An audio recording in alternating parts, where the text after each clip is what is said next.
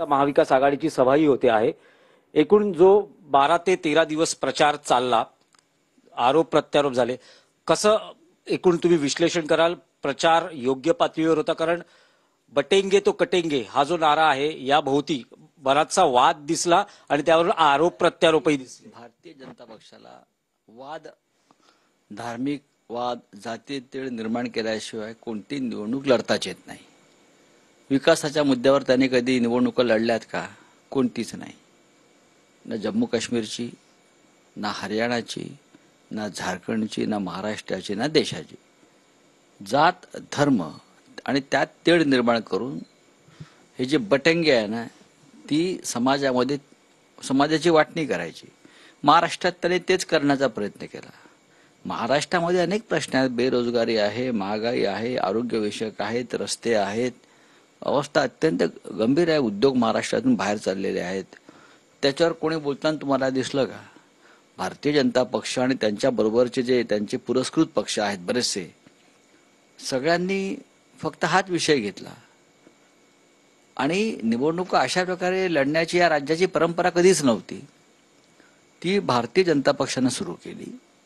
पण काही जरी असलं तरी या राज्यामध्ये सत्ता परिवर्तन अटळ आहे. गेले 14-15 दिवस जे आम्ही पाहतोय की अनेक ग्रामीण भागातल्या जिल्ह्यातून लोकांनी घेतलेला निर्णय हा सत्ता परिवर्तन अटळ आहे. आणि आज जे सरकार महाराष्ट्रात ज्यांना आम्ही घटनाबाह्य सरकार म्हणतो ते 23 तारखेनंतर सत्तेवर राहणार नाही. राऊत साहेब, तुम्ही म्हणताय की सत्ता परिवर्तन अटळ आहे, पण मुख्यमंत्री एकनाथ शिंदे यांनी TV9 ला जी महामुलाखत दिली त्यात त्यांनी आत्मविश्वास व्यक्त केलाय 160+ जागांचा आणि त्यावर ते असं म्हणतायत की ज्या विविध योजना आम्ही कल्याणकारी योजना राबवल्या, विशेषतः लाडकी बहीण या जोरावर 160+ चा आकडा ते सत्तेवर आहेत, मुख्यमंत्री आहेत. या क्षणी मुख्यमंत्री कसे झाले हा आता विषय संपलेला आहे. कारण 23 तारखेनंतर जनता निकाल लावेल. तर प्रत्येक मुख्यमंत्री जो सत्तेवरचा असतो त्याला अशा प्रकारचा विश्वास व्यक्त करावा लागतो.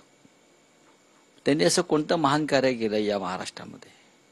उलट त्यांच्याविषयी लोकांच्या मनामध्ये कमालीचा संताप आणि चीड आहे की ज्या पद्धतीनं नरेंद्र मोदी आणि अमित शहाच्या नादाला लागून, गुजरातच्या नादाला लागून त्यांनी मराठी माणसाची शिवसेना फोडली. अजित पवारांनी राष्ट्रवादी काँग्रेस फोडला.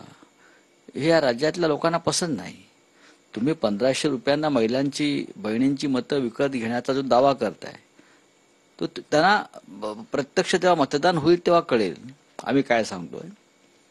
त्यांचा दावा कितीही जागांचा असू द्या, महाविकास आघाडीला सरकार बनवण्यास लागणारं बहुमत आणि त्यापेक्षा जास्त जागा आम्हाला मिळतील. महाविकास आघाडीला किती जागा मिळू शकतात तुमचा अंदाज? माझा अंदाज 160 ते 165 जागांचा आहे.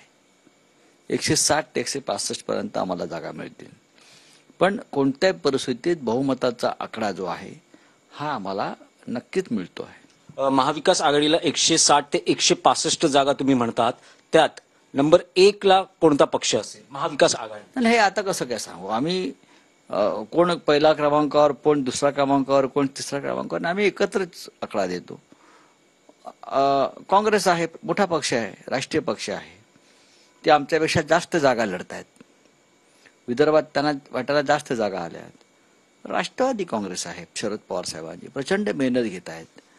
उद्धव ठाकरे, आम्ही सगळे शिवसेनेसाठी आमच्या मेहनत घेत आहोत. त्याच्यामुळे प्रत्येक तिन्ही घटक पक्षांना एक रिस्पेक्टेबल आकडा मिळेल याच्याविषयी आमच्या मनात शंका नाही.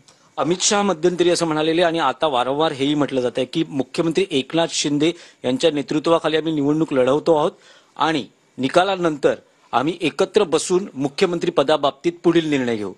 महाविकास आघाडीत असं काही ठरलंय का? आमच्यामध्ये काय ठरलंय ते तुम्हाला 23 तारखेला कळेल. पण काही झालं तरी 23 तारखेनंतर एकनाथ शिंदे मुख्यमंत्री राहत नाहीत हे मी तुम्हाला आत्ता सांगू शकतो. याचा अर्थ देवेंद्र फडणवीस होतील का मुख्यमंत्री? नाही, सरकार येत नाही. पण निकाल काही लागला तरी एकनाथ शिंदे यांचं राजकीय भविष्य हे आता टांगणीला लागलेलं आहे आणि ते तुम्हाला 23 तारखेनंतर त्याची प्रचिती येईल. राऊत साहेब,